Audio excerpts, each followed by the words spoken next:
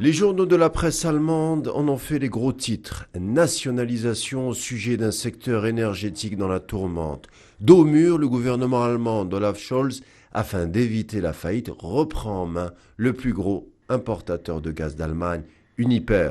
On n'ose pas le dire, mais le pays, cœur du continent européen, est en plein pied dans une crise énergétique. Précisons qu'Uniper était déjà en difficulté antérieurement, mais avec l'arrêt de livraison de gaz russe qui passait par le gazoduc Nord Stream 1, la situation a vite empiré. L'entreprise, pour remplir ses obligations envers ses clients, a dû se tourner vers d'autres fournisseurs et acheter du gaz au prix fort sur le marché mondial. Au départ, un plan d'aide visait une reprise à hauteur de 30%. Plus tard, en juillet, la participation de l'État est montée à 93%.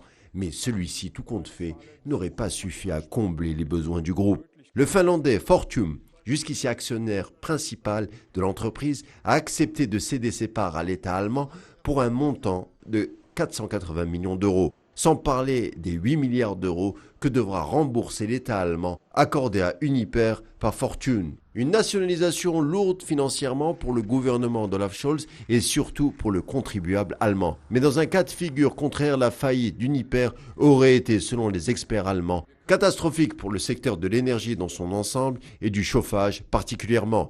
Une tension ayant trait au secteur de l'énergie traverserait les bâtiments du Bundestag. Il y a moins d'une semaine, l'une des plus grandes raffineries d'Allemagne située à Schwendt, qui fournit du carburant pour Berlin et sa région, appartenant à une entreprise russe, menaçait de tout couper.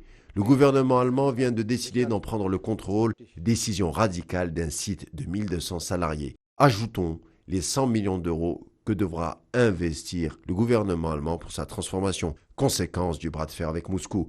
On rappelle que l'embargo sur le pétrole russe doit entrer en vigueur d'ici la fin de l'année, mais on le voit, l'énergie russe va peser financièrement sur le quotidien des Allemands. Remplacé par un pétrole venu par bateau et train, soit principalement du gaz de schiste américain. Or, on ne construit pas un oléoduc en une journée, même si on s'appelle la Grande Allemagne, industriellement parlant.